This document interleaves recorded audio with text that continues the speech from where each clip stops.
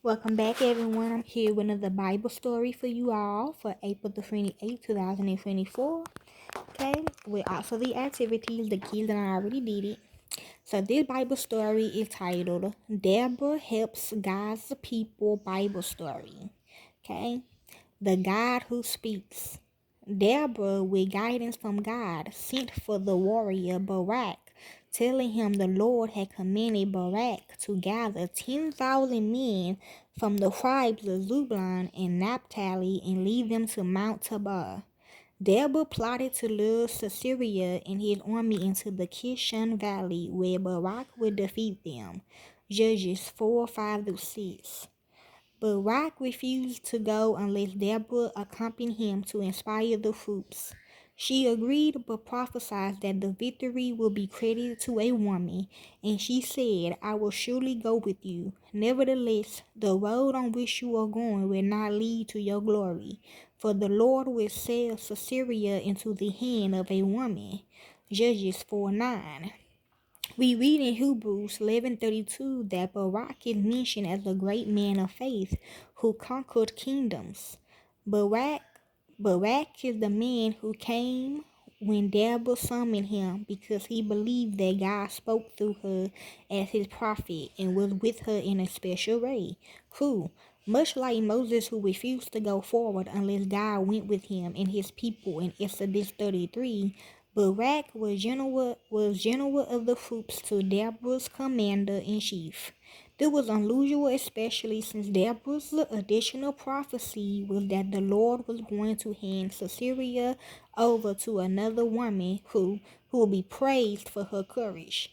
This did not deter Barak. The two armies fought at the foot of Mount Tabor. The Lord sent rain so that the river Kishon swept away some of Sisera's men, and his heavy iron chariots were immobilized by the mud. Barak chased the retreating enemy to the fortress base of Heboshet Haganim, where the Israelites slaughtered them. None of Jabin's army were left alive. Sisera had the weapons of mass destruction, but Deborah possesses the armor of faith.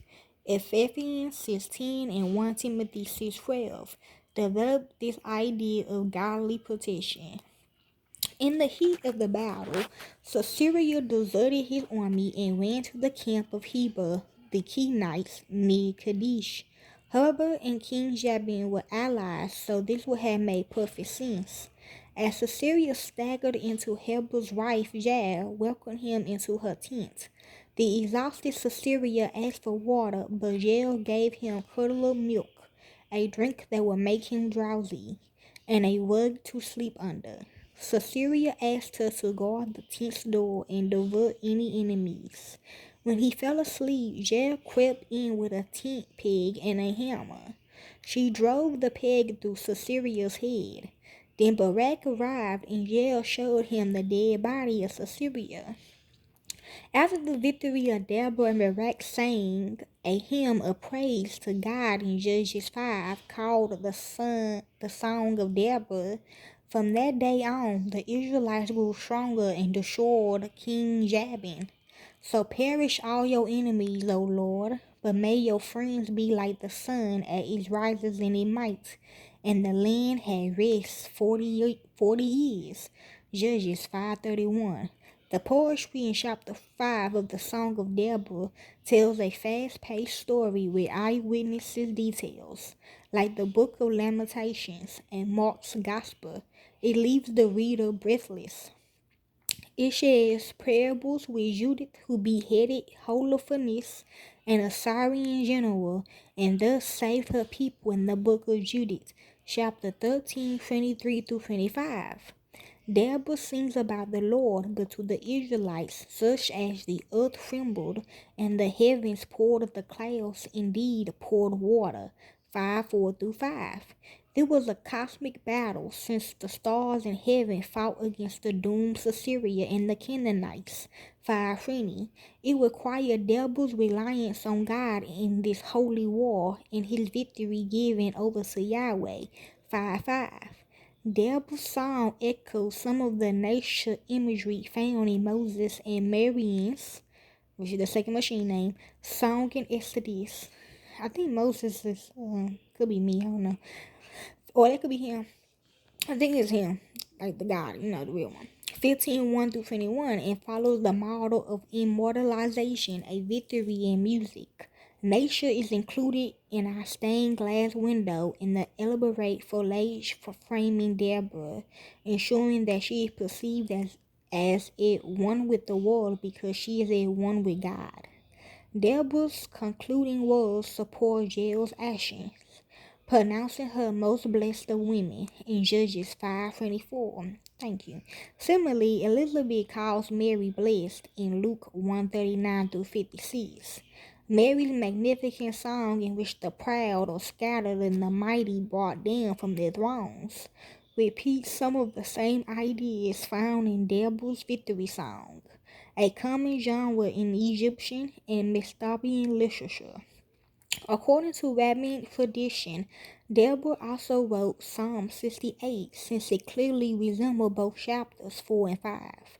Judges 4 and 5 is unusual in that it chronicles a slice of biblical history, first in narration and then in poetry, as does Joshua 10:13. Deborah's war changed ancient history by removing the Canaanites from the world stage. Thanks to Deborah's faith and intelligence and strategic assistance from Jael, the land enjoyed stability and peace for 40 years. Yeah, them. In the male-dominated culture, Deborah exercised authority, collaborating, and as God guided her, rather than through her own devices. Deborah calls herself a mother in Israel, Judges 5:7-15, one of the highest designations in Scripture because it indicates authority. Joseph called himself a father to Pharaoh in Genesis 45:8. Deborah challenges stereotypical definitions of a woman's ability by combining both feminine and masculine qualities and talents. The Hebrew word Deborah is often translated as bee. Bees are mentioned in Deuteronomy 1:4, Psalms 1:18-12, and Isaiah 7:17-19. These verses are related to conflict in biblical authors regarding bees as dangerous pursuers, which might explain Deborah's role as a pursuer in her battle against the enemy. Yeah, it might be Deborah. In Judges 4:23-24. Other scholars believe Deborah means to speak, which support her role as a prophet in Judges 4:9-14, and as a judge in Judges 4:5-6, and her song in Judges chapter 5. Deborah's surname also had possibilities as Sabbathai. It often translated as torches in Judges 7:16, 20, 15, 4-5. And Deborah was a torchbearer for Israel's faith, peace, and security. Okay, maybe I'm not. And this is the game they played. Play a game of follow the leader, but with a feast. Set up a simple path around a room with a few obstacles in the way.